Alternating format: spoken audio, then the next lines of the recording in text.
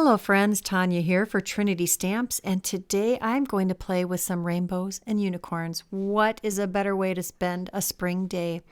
This is part of the new release. This is the Majestic Unicorn stamp set and coordinating dies and a coordinating stencil. Can you believe we're moving on to that trend? I love it. It creates this beautiful little unicorn, and I am going to stamp this unicorn in some intense black ink, which is a Copic friendly ink. I'm not using any Copics though today. So we'll stamp this beautiful unicorn, and then we're going to take I'm going to heat set this with my heat gun first so that none of that ink smears. And then I'm going to take the coordinating stencils and we're going to do a little bit of rainbow inking. I've decided that I want my little unicorn to be a pretty blue. So I'm going to take two Distress inks. I believe this is Speckled Egg and Salvage Patina, I believe. Yes, I think that's what I used. And I'm starting with the Speckled Egg, and I'm adding that all over our sweet little unicorn. This is going to be my lighter color. And then I'm going to add the Salvage Patina, which is more of a little more of a teal color, but they combine together to make a nice almost sky blue. And I'm just adding the Salvage Patina in some of the areas where I want her to be darker. Now I'm going to take the stencil off, and you'll see that it quickly lines back up so that the mane and tail are the only things that are exposed, and it masks off the body of our little unicorn. There is actually the little cheek here, and I'm going to add some of the pink, which is Kitsch Flamingo, I believe. And then I'm going to create a rainbow tail and mane. Now, of course, I'm sure lots of people are going to choose to do some rainbow feature because rainbows are amazing and they're pretty easy to accomplish using just 3 primary colors.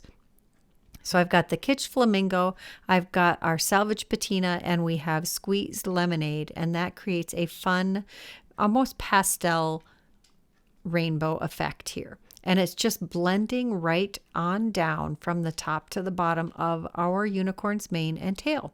This creates a pink, orange, yellow, green, and blue here. And we almost are finished. There are 2 different stencils for the unicorn's horn. Oh, wait, I went back and I added a little more Salvage Patina. I wanted to darken that up just a little bit. Remember that Distress inks do fade back a little bit as they dry, and they do take a while to dry. Next, I'm going to add a little bit of yellow to that unicorn's horn, and then I'm going to add the spiral detail of this, and I think I am going to use a little bit of orange to make this a gold and orange, or a gold looking horn. And there you go. That quickly colored our little unicorn with very minimal effort. Now to brighten that up just a little bit, I'm going to put this back in my MISTI. I did not remove my stamp, and I didn't change the dimensions of my paper at all. That makes this the perfect way to go back and sharpen up those black lines after all of our stenciling. Now I didn't get them absolutely perfect when I was getting this image ready. I had fully planned to come back and add the black ink to the top after I was done with the stenciling. Now, after the fact, I decided that I did not think she was special enough, so I wanted to add some sparkle. I taped the stencil back down so that the body is the only thing showing, and I'm using some liquid pixie dust, and I'm going to spatter that all over her body. I want that to add a little bit of dappling to her body, mostly on her little rump. I love that. I had actually spattered her with a little bit of water also to increase that dappled effect. Next, I did mention that I wasn't exactly thrilled with the horn. I think the orange was a bad call. So I'm going to add a little something to that. But first, we're going to add all of the sentiments that come in this stamp set. There are so many cute ones. We've got the Believe in Yourself, the You're Beautiful, the Sending Magical Thoughts Your Way, I think it says, and the Sparkle Mail. I think Sparkle Mail is my favorite. I think that's amazing. Definitely going to use that on some cards. Now, I did add some clear embossing powder with some iridescent glitter to these stamped sentiments. I think that just really steps up your images and make them look so much more special, and actually adds a little bit of a raised and shiny effect to them. Now there are coordinating dies for the unicorn and all of those sentiments, plus these little star stamps. I think that's adorable. There's 3 different little stars. 2 of them are solid, 1 of them is an outline, and we're going to quickly die cut our little unicorn here. Just adding some repositionable tape here to all of these dies, and you can see how quickly they die cut, or quickly they lined up. I'm going to take the 3 little stars. I want to show you how those line up and die cut also. I can run that all through on one pass, and there are our beautiful sentiments die cut and our unicorn and her little stars. Look at that shimmer on her body and those beautiful flowing locks of rainbowness. Next, I'm going to take my Clear Wink of Stella sparkle pen, and I'm going to add some sparkle to her mane and tail, because that's just what she needs. She needs some streaks of sparkle. And here we're going to fix that unicorn horn finally. There is actually the spiral stamp that coordinates, and I add a little bit of clear embossing ink on that, and I'm going to emboss it with gold embossing powder.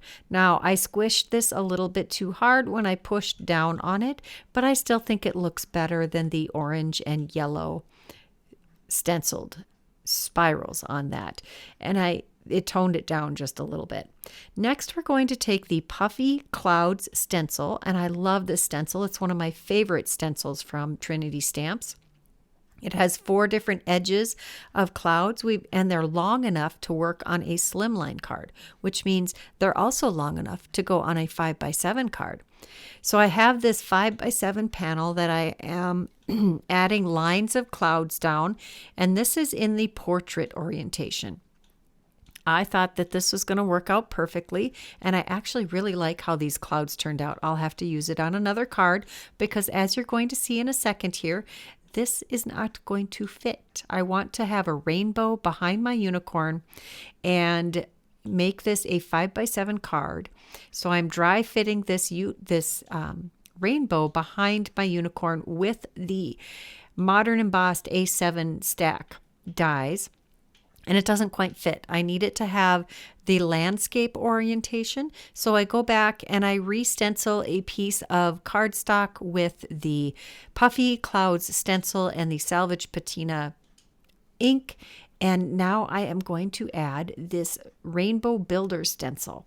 It has a different stencil for each stripe, so you can go ahead and not worry about getting any of the inks cross-contaminated, and you get nice sharp arches of your rainbow.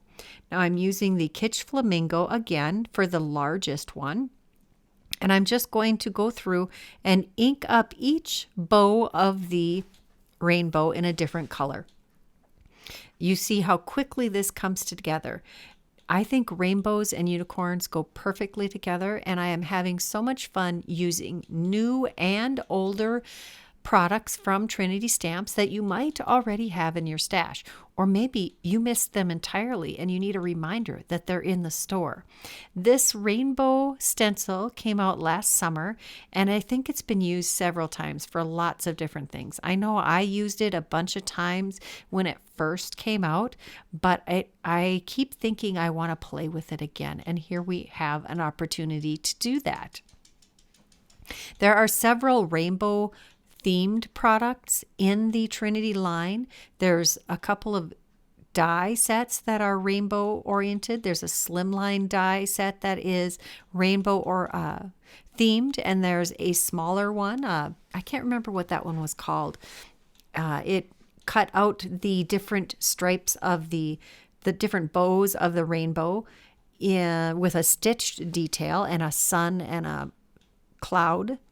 That was really pretty. We've got the Love Danny rainbow that has the coordinating dies that cuts everything apart. There's so many different beautiful rainbow products in the Trinity line. You should really check it out.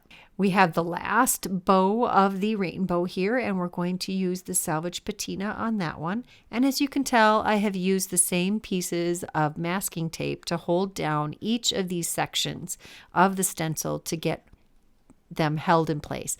There's nothing worse than your stencil sliding around when you're trying to ink through it. So it's always a good idea to take that extra second or two to tape them down and keep them nice and firm in place. I did think about adding the clouds with some ink blending, but then I pulled out this rainbow themed Slimline die set and cut out some shimmery white cardstock with that cloud border, and then I take the same die that I die cut the background panel from, line up the clouds, and tape that same die down over it and die cut it so it fits perfectly on our panel. Next, I take the side clouds and I die cut that from some white glitter paper. I've had this glitter paper in my stash for a long time. I don't know if it's available anymore. But there are lots of companies that use or that create white glitter cardstock. We're going to adhere these layers together and create a 5x7 card. No need to add extra dimension behind these. The layers of specialty paper make this pretty heavy to begin with. What do you think of that pastel rainbow? Is it too pastel for you? Is it not quite traditional enough? How do you feel about your rainbows? Do you think they can be any color combination? I think this one really turned out good. And that is, let me try and remember, Kitsch Flamingo, Carved Pumpkin, Squeezed Lemonade, Mowed Lawn, and Salvage Patina. There are all kinds of colors you could use.